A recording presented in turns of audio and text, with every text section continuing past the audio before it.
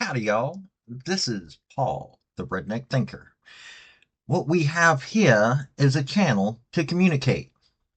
I want you folks to be thinking by the time you leave my videos.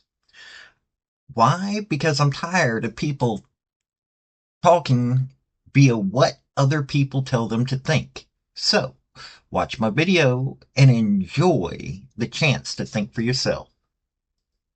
Oh, and if you don't mind, like, subscribe, comment. And I've got a link tree down below that's got my social media, and it has my Patreon if you want to help out. Thank y'all. Here is the fun part of Donald Trump winning. He has to deal with the nation that had the leading political party sending over people to help his opponent Kamala Harris.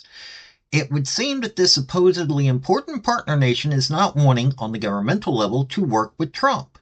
The U.S. has military stationed in the British nation, along with several long-term government-level partnerships. Could it be these need to end? Now, this U.S.-UK partnership has been good for both nations, but the British are starting to attack their own citizens if they are not liberal. It would seem that re-examining this relationship could happen, especially considering the protests that happened in England against Trump. They do not want what is the will of our nation, so why should we support them? Especially considering how often they attack their own citizens and put them in jail for supporting an ideology that we as a nation showed that we supported. Yeah, there's a lot of questions, but let's get into what happened. Okay, this is coming from The Hill. The news that 100 or so volunteers from the Britain's ruling Labour Party were heading to America to knock on doors for Vice President Kamala Harris created a lot of noise on both sides of the Atlantic. Elon Musk, a man who has created a $1 million sweepstakes to register voters in swing states in order to boost the Republican vote, told his 60 million followers on X that it was illegal, and last week the Trump campaign filed an FEC complaint claiming foreign interference. Meanwhile, the British media have gone into their regular collective feeding frenzies, with some suggesting that the row will seriously damage a special relationship between the US and UK if Donald Trump wins on November 5th. Okay, and here is, via the BBC, the British response. Deputy Prime Minister Angela Rayner has defended Labour's stance on staff volunteering for Kamala Harris's presidential campaign. She told the Commons that people in their own time often go on campaigns, adding that it happens in all political parties. Now, I don't know anybody who's ever gone over to Great Britain campaign. Do you? Speaking at PMQ's, Rayner said no laws had been broken and the campaigners were volunteers. Donald Trump's campaign filed a complaint alleging Labor had broken U.S. election rules on foreign interference by sending activists to campaign for Harris, his Democratic Party opponent. Rayner is standing in for Sir Keir Starmer, who earlier played down the row while on his way to Samoa for the Commonwealth Heads of Government meeting. Rayner was responding to a question from Stephen Flynn, the leader of the SNP at Westminster, who invited her to join in applauding the brave Labour staff members who traveled across the Atlantic to campaign against Donald Trump. The deputy PM replied, "People in their own time often go on campaigns, since that's what we've seen. It happens in all political parties. People go and campaign. They do what they want to do with their own time and with their own money."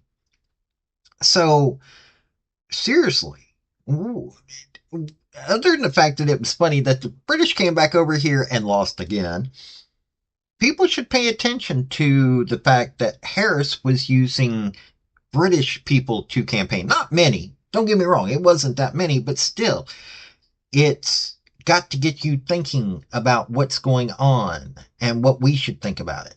We all need to sit here and think about whether we want to still have such a tight relationship with a nation that their leading party is sending people over here to affect our elections. Whether it's found to be illegal or not, it's still questionable. And we should also question why the Democrats would do this. Oh, never mind. I know why. Because, well, they really needed the help. Not like it helped. So, What do you guys think? Seriously, what do you guys think? I really want to know. Should we allow this to go unanswered? For that matter, what is the use of our partnership with the British anyway? I mean, yes, they are our allies in some things, but for the most part, the majority of this nation is ideologically separating away, as we always have, from what the British want. So our partnership should not be that close. Just because we speak the same language doesn't mean we want the same things, and people need to remember that. We should also remember the simple fact of that any nation that is imprisoning their population for free speech, over protecting themselves, everything that we stand for in this country, they're imprisoning their citizens over. I'm sorry. No. They are what the Democrats want. And if you study what they do in the UK, I don't want that in this country.